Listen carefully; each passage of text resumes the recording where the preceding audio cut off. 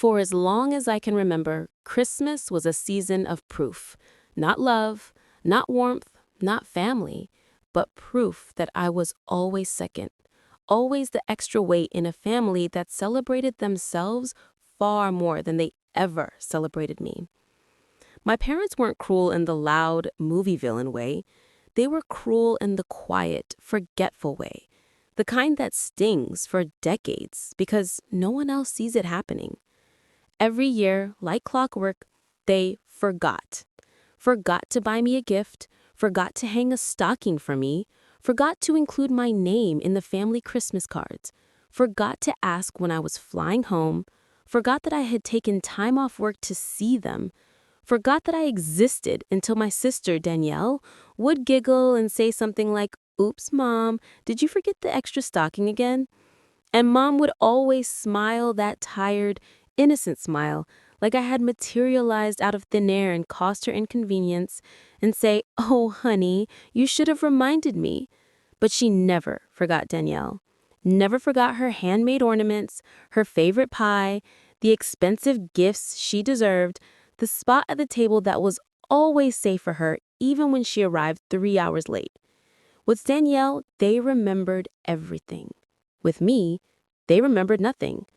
I was the invisible daughter, the adjustable piece of furniture they moved only when necessary. But the thing about being forgotten long enough is that invisibility becomes a shield, and shields, when you finally lift them to strike, cut deeper than anyone expects. I left home at 19, not out of rebellion, but out of survival. I built my own life piece by piece, working jobs that my parents said were a waste of brain cells, stacking savings in a bank account they joked would never pass 5 digits, and living alone in a small apartment they said was temporary, which felt more like a warning than support. But I worked, harder than anyone they had ever met, and I built a career in restoration architecture, the kind of job my parents had mocked until they saw how much money I was making. And even then, their sudden interest wasn't pride, it was hunger. Danielle, meanwhile, lived at home well past 29, claiming to be a content creator even though the only content she produced were shopping hauls funded by our parents' retirement savings. They adored her. I was tolerated. Until the year everything changed. The year I realized I didn't want to come home to be forgotten anymore. The year I stopped begging for space at their table. The year I chose myself. It started innocently enough. I decided I didn't want another Christmas sitting quietly while Danielle opened thousands of dollars worth of gifts while I politely clapped with empty hands. I didn't want another holiday where Mom whispered, "I'm so sorry, sweetheart, we'll make it up to you," and never did. I didn't want to continue pretending that being forgotten didn't bend something inside me. So for the first time, I did something radical. I said no. I declined the Christmas invitation, politely, even warmly. "I'll be celebrating on my own this year," I wrote in the family group chat they mostly used to talk about Danielle's career milestones, like getting a brand deal for moisturizer. Danielle reacted with a laughing emoji. Mom sent the thumbs up. Dad didn't reply. For a moment, I felt a sting, not because they didn't care, but because they didn't even pretend to. But that sting dissolved the moment I made the purchase, my Manor. A sprawling, beautiful, winter-wrapped estate on 5 acres. It wasn't a mansion of ostentation. It was history, character, and craftsmanship. A 120-year-old manor that I had spent 3 years quietly bidding for, researching, funding, and fighting to preserve. Buying it wasn't revenge. It was rebirth. It was the first place I would celebrate Christmas without feeling like a ghost. On December 20th, I moved in. Alone, but not lonely.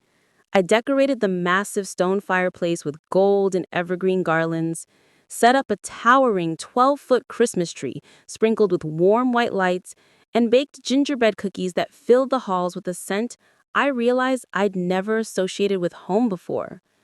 For once, I wasn't forgotten. I was present, with myself. And then on Christmas Eve, the peace shattered. It started with a text. Not to me, of course. to Danielle's Instagram story, which I saw only because she accidentally posted it publicly instead of to her close friends list. A photo of my childhood home's living room, piled high with presents. Except something was wrong. My name was on some of them. Wrapped gifts labeled "To Anna" and handwriting that was unmistakably my mother's. Danielle's caption read, "Mom's so worried she ruined Christmas for Anna again. She's crying in the pantry."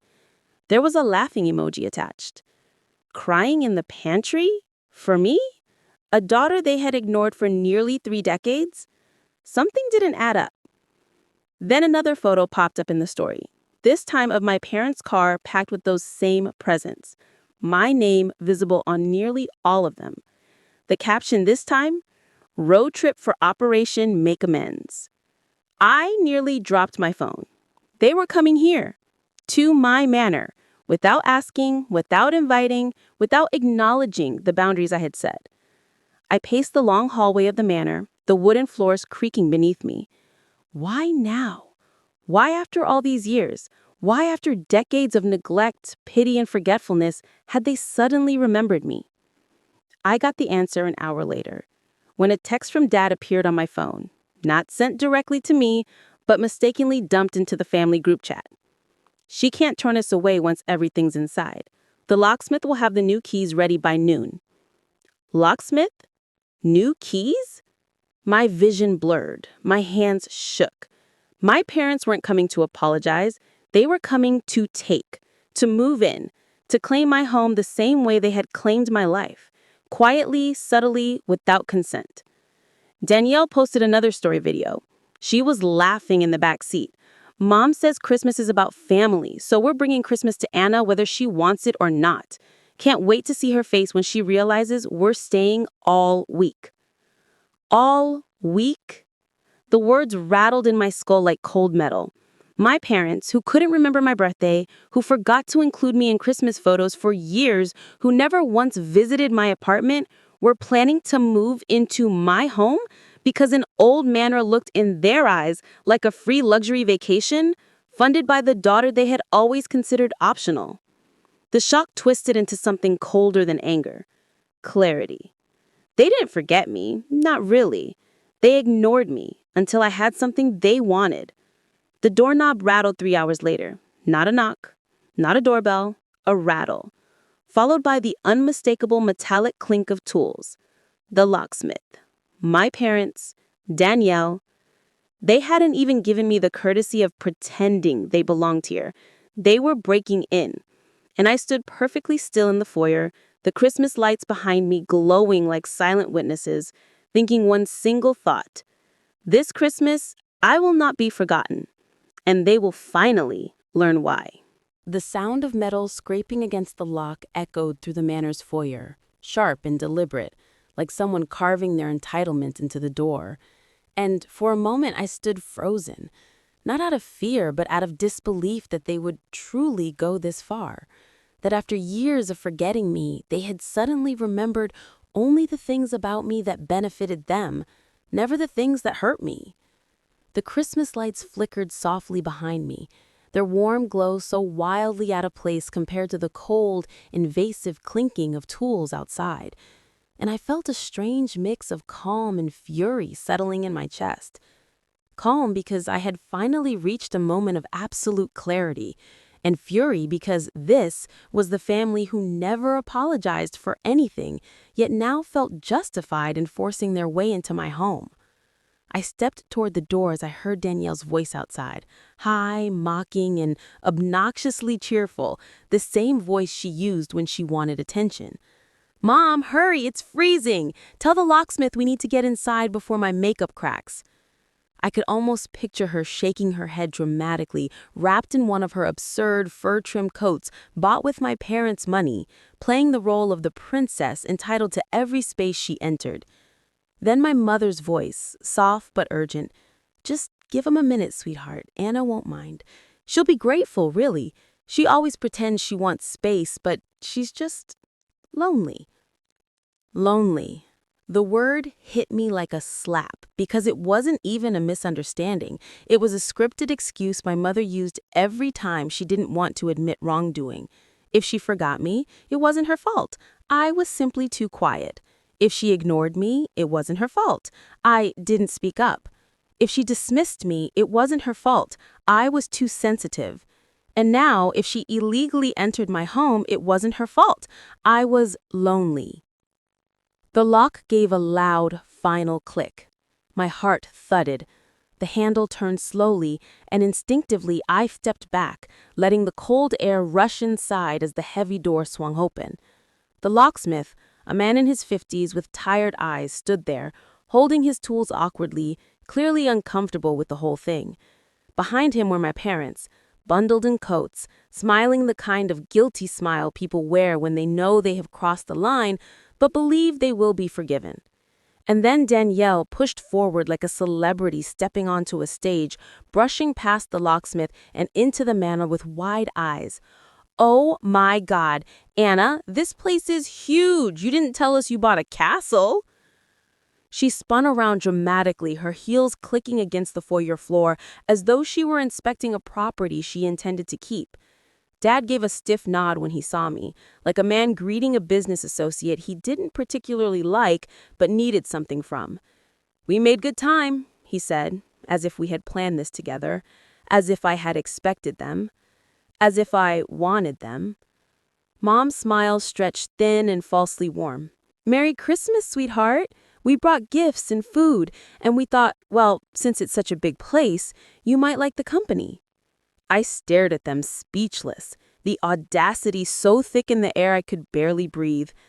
Danielle let out a high-pitched whistle and wandered further into the house without waiting for permission, touching the carved wood railing of the staircase like she was evaluating its worth. "This is perfect," she said, nodding to herself. "My room will be upstairs, the one with the balcony. Mom and Dad can take the suite downstairs, and the dining room is big enough for content videos." Content videos in my home. My mother followed her deeper into the house, murmuring excuses before I said anything. "Don't be upset, honey. We know you said you wanted to spend Christmas alone, but that's not healthy. Family is important, and we just couldn't let you isolate yourself like this." The locksmith cleared his throat quietly. He still stood at the doorway, shifting awkwardly. Your parents said you wanted the locks changed before Christmas? They told me you were out of town but wanted this done today." He looked between us, clearly sensing the tension. "If that's not true, I can undo the latch replacement, no charge." My father shot him a look sharp enough to cut glass. "No need for that. We'll handle the rest." The locksmith hesitated. "Sir, she's the homeowner, not you." Watching my father's expression crack just slightly was the first satisfying moment of the night. "Thank you," I told the locksmith, softly, stepping past my father and toward him. "Please leave everything as it is, and don't do any further work." Relief washed over the man's face. He nodded quickly, muttering, "Merry Christmas," before retreating to his truck like a man escaping a crime scene. And then it was just us, my family, the invaders, the people who forgot me until I became useful. Dad closed the door firmly behind him, sealing himself inside my home as if he belonged here, then said in his usual lecture voice, "Anna, let's not make this dramatic. We're here because we care." Danielle snorted loudly from the staircase, "And because you bought a manor and didn't tell us."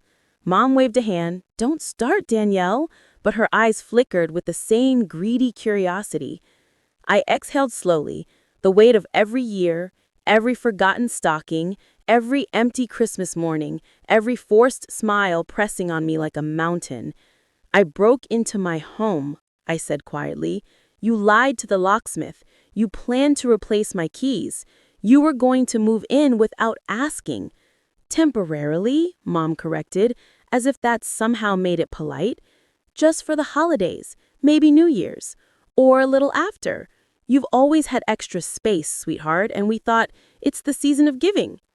Dad stepped forward. "Look, it's not like we're using all these rooms. You're one person. This house is too big for you. And besides, we brought things to make the place feel more festive." He gestured to the boxes of gifts, which I now realized were not wrapped for me at all. They had tags, yes, but they weren't presents. They were belongings, clothing, toiletries, household items. They were planning to live here. Danielle clapped her hands once, loudly. Anyway, let's get settled. I'm starving. Anna, where's the kitchen? Do you have snacks? Mom, I want to make those cinnamon rolls. Mom squealed happily and followed her. Dad started dragging boxes inside. Not one of them waited for my permission. Not one of them asked. Not one of them cared that this was my home, my sanctuary, my life. I didn't raise my voice. I didn't cry. I didn't beg. I simply stepped back into the foyer, letting them walk into the manor like they owned it, letting them spread themselves through rooms they had no right to enter, letting them believe they had won, because entitlement always blinds people the moment they think they've claimed something. And then, once the last box crossed the threshold, I quietly closed the front door, locked it, and whispered to myself, this Christmas, they're going to learn exactly who I am. But the real turning point wasn't the locksmith, or the invasion, or even Danielle loudly discovering the wine cellar like she'd found buried treasure. It was what I found next. In one of the boxes my father had carried inside, a corner of a folder stuck out, navy blue, thick, official-looking. I pulled it free, and my breath halted. It wasn't filled with Christmas gifts. It wasn't filled with personal items. It was filled with legal documents, drafts of residency claims, financial dependency statements, a handwritten note.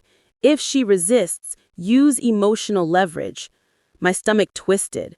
My parents hadn't come to celebrate Christmas. They hadn't come to apologize. They had come with a plan, one far darker than entitlement. They had come to take my manor permanently, and they were going to use Christmas, guilt, and their favorite weapon, emotional manipulation, to do it. Except this year, they forgot something important. They forgot that I wasn't the quiet daughter anymore. I wasn't the forgotten one. I wasn't the girl they could walk over. I wasn't the child desperate for their approval. This was my house, my Christmas, my life. And I was finally ready to stop letting them write the story.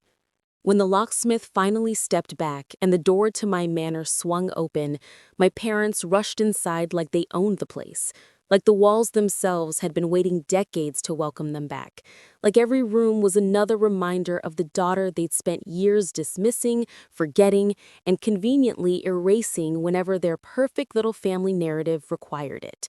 And as they stormed in, shouting about their rights and their entitlement and how dare I keep secrets from them, I followed quietly behind, letting their voices echo through the marble hall that I paid for, the hall they mocked the moment I posted the photos, the hall they suddenly appreciated once they realized just how expensive it all looked. And I watched as they touched everything, the stair rails, the antique console, the chandeliers, touching it like scavengers circling a prey they were sure was too weak to fight back. At one point, my father stopped beneath the chandelier and said, "This alone is worth more than your entire childhood cost us." And that sentence, that arrogant, thoughtless sentence, snapped something so deep inside me that even the years of quiet tolerance, the years of swallowing holidays alone, the years of wrapping my own Christmas gifts and pretending they were from them weren't enough to hold it in anymore. But instead of yelling, I simply stood still, because in my hand was the folder. The same folder the realtor gave me when I closed the deal. The folder containing the truth they never imagined existed. The recorded deed, the financial trail, the emails, the receipts, everything that proved beyond dispute that this manor wasn't just a luxurious impulse purchase, but the results of 9 years of work they knew nothing about. Work they assumed I could never manage because I had been, in their words, too sensitive, too dramatic, too average, and too destined for mediocrity. They didn't even notice the folder until my mother tried to pry open the sealed wine cellar door, and I said, "You'll need permission to go down there." and she spun around with that familiar look of entitled disbelief, the same expression she used whenever I asked as a child why they forgot my birthday again, or why we didn't take Christmas photos with me, or why every year my stocking mysteriously never had anything inside it. And she snapped, "Permission? We raised you. We don't need permission to step inside property that's practically ours." And that was the moment I opened the folder and let the documents spill like slow, heavy raindrops onto the entryway table. And when my father saw the header, his face shifted, the bravado evaporated, replaced by a thin line of dread. "You bought this through a trust?" he muttered, scanning the lines. "Who set this up for you?" I smiled. A real one, the kind that doesn't come from approval, but from finally knowing who I am without them. Me. I did. And I didn't mention the nights I stayed awake learning real estate law, the weekend classes, the advisors, the unexpected mentor who believed in me, and the years saving every penny they didn't know I earned because they never asked. I didn't explain how I bought this manor under a private LLC, in a trust under another name, with airtight legal protection that made it impossible for them to challenge ownership, seize control, or even be listed as emergency contacts. "This can't be right," my mother whispered, flipping through pages until she found the part that truly broke her entitlement, the clause stating that if anyone attempted unauthorized access or forced entry, they would be liable for fees, damages, and automatic legal action. My father's eyes widened in realization. "The locksmith," he began. "Yes," I said. "His visit is on record." The silence that settled then wasn't peaceful. It was a heavy, suffocating silence built from decades of every silent Christmas, every untouched stocking, every seat they never saved for me at the table, every photo where I was conveniently cropped out, every year they forgot I existed, except when they needed something. My mother, still refusing to accept reality, reached to touch my arm and said, "We're family. You wouldn't do this to family." And I stepped back, watching her hand fall to her side, because I finally understood. They didn't believe in family. They believed in utility, and for the first time, I had none to offer them. "Why were you even buying a manor?" my father demanded, as though luxury required his permission. "You could have told us. You know we would have helped guide you." I almost laughed. "The same way you guided me through college, through my birthdays, through Christmas?" The air stiffened. My mother's face twitched. My father clenched his jaw. "You're overreacting to childhood nonsense," he snapped. "We had other responsibilities. Your sister needed more from us." "Yes," I said, interrupting softly, "and you gave her everything, including the right to speak for me, decide for me, erase me." Their silence admitted more than any apology ever could. And then, like every Christmas past, my sister arrived without warning, stomping up the driveway in the snow, hair in perfect curls, wearing that smug expression that always said she knew something I didn't, holding an envelope she waved like a trophy.